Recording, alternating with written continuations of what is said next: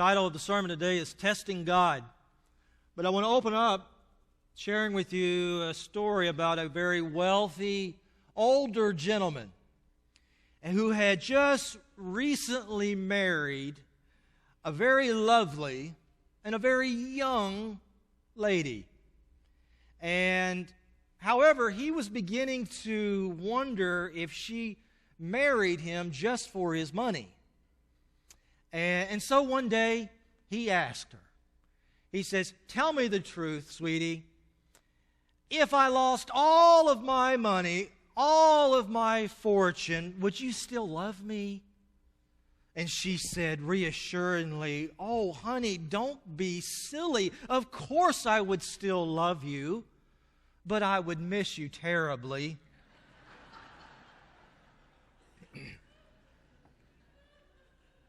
Yeah. Well, my friends, today is Stewardship Dedication Sunday. And you know, the Bible talks a lot about stewardship. As a matter of fact, in the Gospels of Matthew and Mark and Luke, 1 out of every 6 verses deals with money.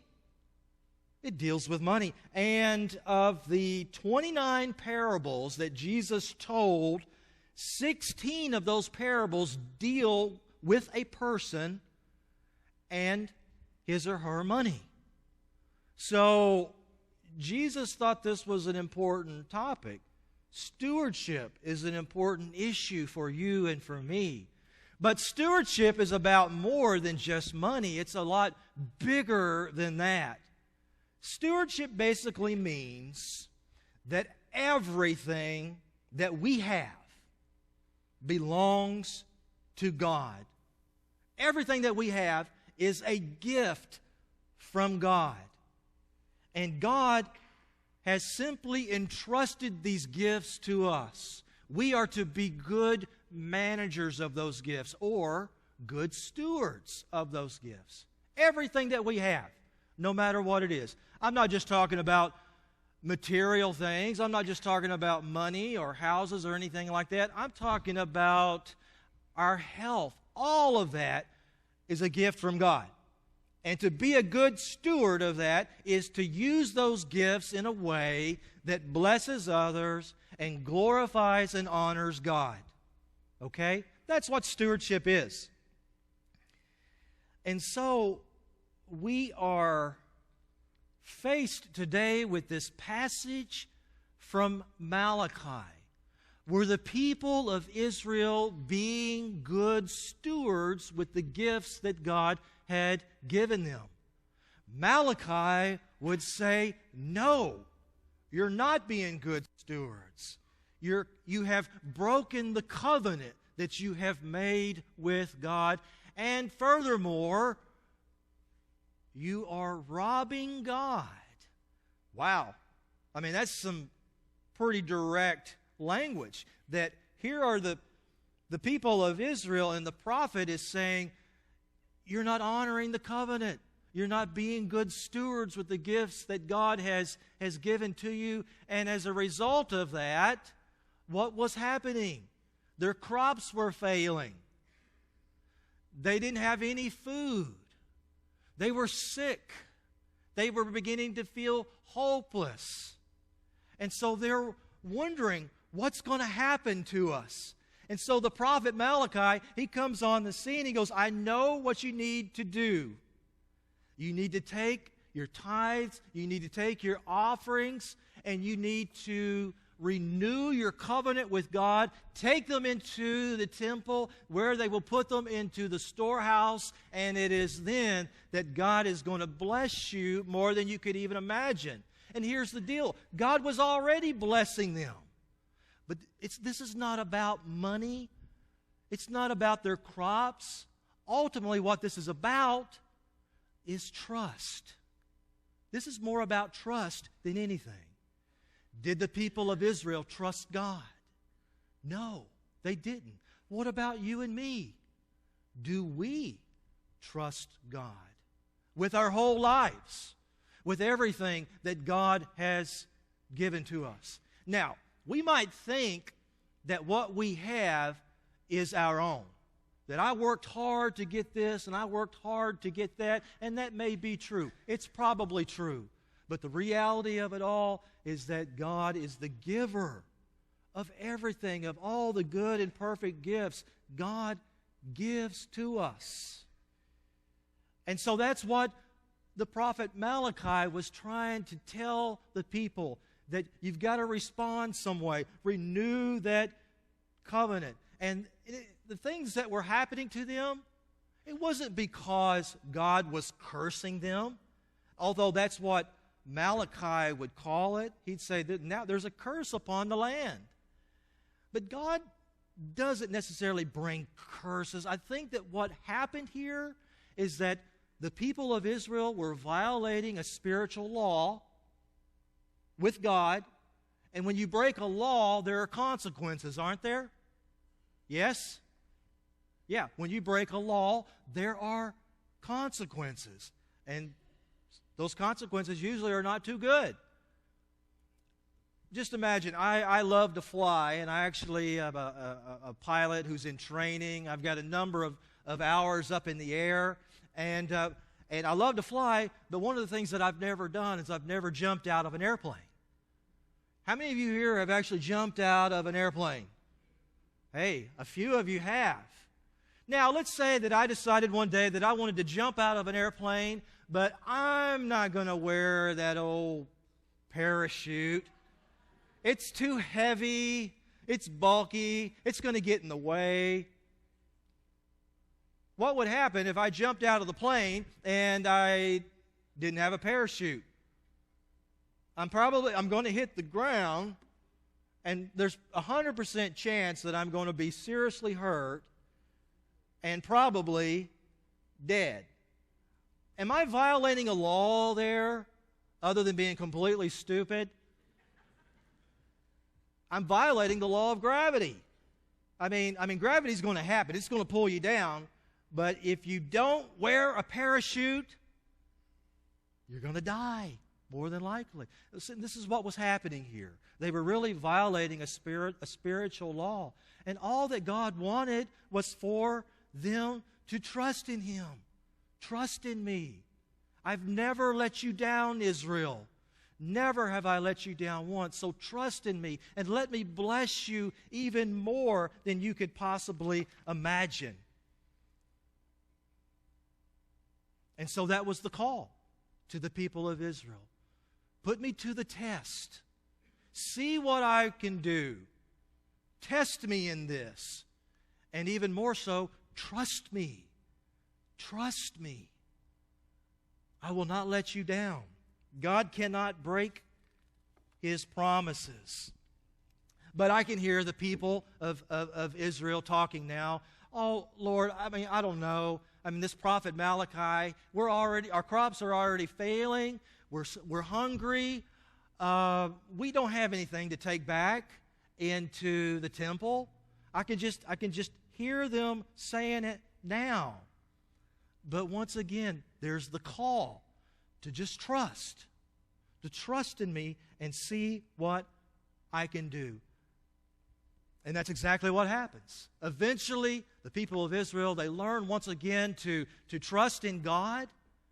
And the covenant is restored. And God does bless them, even to the point of overflowing. So, again, I turn this on you and me now. Do we trust God with all of our resources? Do you trust God when you find yourself in the midst of an extremely difficult situation? Maybe it's something in your family. Maybe it's in your marriage. Maybe it's with your business. Maybe it's with your children or your grandchildren. Maybe it's with your health.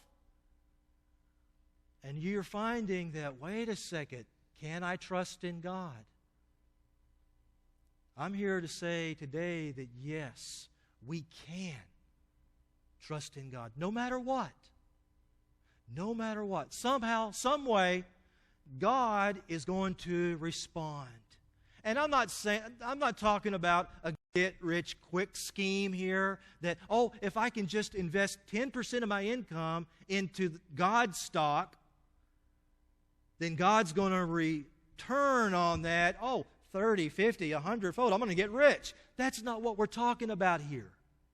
That's not what we're talking about. What we're saying is that by trusting God, we give back to God freely, and as a result, there's an overflowing of gifts that come into our lives, things that really matter, things that money can't buy, things like peace. How many of you would like more inner peace? Anybody? Well, I know I would. How about a little bit of joy? How about a lot of joy? How about a little bit of love? How about forgiveness? Ooh.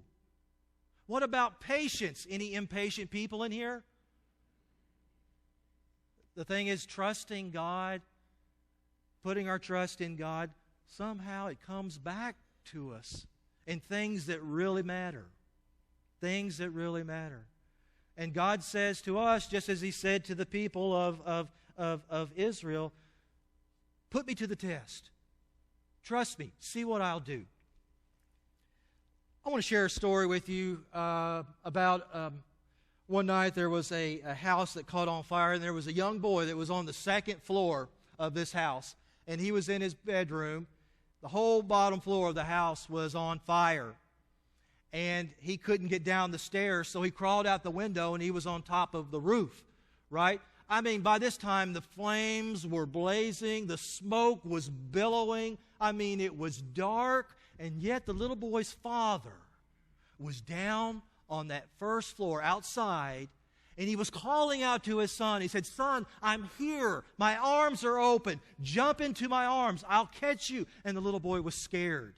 He was frightened. He wasn't sure. He couldn't see his father, but he could hear him. And he called and he yelled back to his father, "I can't see you. I'm scared. I'm not going to jump." And again, the father called out to him and said, "Son, I am here. I will catch you." This was the only thing that was going to save his life. And then once again, the little boy said, "Daddy, I can't see you." And then the father said this. He said, "But I can see you." And that's all that matters. And with that, the little boy, he closed his eyes and he jumped into the darkness. He took what Kierkegaard calls that leap of faith. He jumped into the darkness, and there, waiting for him, was his father, with arms wide open, saving that little boy's life. He had to trust in the voice of his father. And that's what we're called to do today. Trust in the voice of God the Father. His arms are wide open, and He'll catch us, even if we're not wearing a parachute. That was a joke. Wow. Crickets on that one. Crickets. But I want to close with this. And this is really kind of getting at the point. What I'm trying to say today is that the title of the sermon is Testing God, but in reality, we're the ones being tested. We're the ones being tested. And I want to share with you a story that happened to me in a previous church of mine many years ago, and I still think back to this fondly. Well, one day, I was sitting in my office at the church, and in walks in this young Hispanic mother and her 4-year-old son. And they come into my office, and they had been turned away from all the big churches in town. All the big churches says, we can't help you. We don't have the resources. But we hear that the Presbyterian Church helps people. So they came to the church. And then when they knocked on the door, and I opened them up, and there is this mother, and there is this little boy, and she says to me, "Do you help people like us?" That's what she said. "Do you help people like us?" And I was like, "Well, of course. We help all people." And at that, I invited them to come in, and they sat down. And as I talked with them, they both appeared to be very poor. They were in great need, and they were soaking wet because they had been walking around town all day trying to get somebody to help them. So one of the first things I do is I go find some towels to dry them off a little bit, and then we continue our conversation. And the little boy, his name was Michael. Michael was his name, and I was really taken with his big smile and then his bright eyes. And the mother said that she and Michael and her husband had been staying at a homeless shelter, and they were actually on their way to Florida. And I think they were going to try to find work in Florida. And they said, if you could spare it, we just need some funds for some food and gas. And I thought about it for a second, and then I remembered, I was thinking about my agenda that day. And my agenda, I was busy. I had things to do. I had appointments to keep. I had meetings to go to. And I was actually about to run out the door to a meeting when they came up to the door. And I was going to send them away. I was going to send them away to somewhere else, let them be somebody else's problem, when all of a sudden I started thinking, wait a second. This is a test. And God is expecting me to meet the needs here of these people. And what really got me was I asked the little boy Michael, I said, Michael, have you had anything to eat today? And Michael got sad all of a sudden. And he said, no, nothing. And in fact, the mother said, none of us have eaten all day today. So I said, okay, that's it. Let's go. We went to the grocery store. We filled up a whole cart of food. We gave them money for gas. And we even went down the cookie aisle. And when we went down the cookie aisle, Michael started to smile real big. And I said, what, you like chocolate chip cookies too? And he said, yeah. And I said, we'll get you a big box of them. And he did. And those people went away with a big smile on their face. And maybe, just maybe, a little bit more hope in their lives. God was testing me in that moment. And I hope I passed that test. And let me tell you what came back to me, and then I'm done. All right? What came back to me was, after they left, the amount of joy that I felt in my heart for taking the time to help somebody in need. Oh, man. It went above and beyond anything I could even imagine. God responded to me in a way that blessed me because I returned gifts to Him by helping others. That's what we're called to do today. Here at Chapel by the Sea, we've got so many mission opportunities. What do we got? We got God's table. We got Habitat for Humanity. The list goes on and on and on and on. We need your help. But as I close, listen to what God says to us. He says, put me to the test and just see what I will do for you.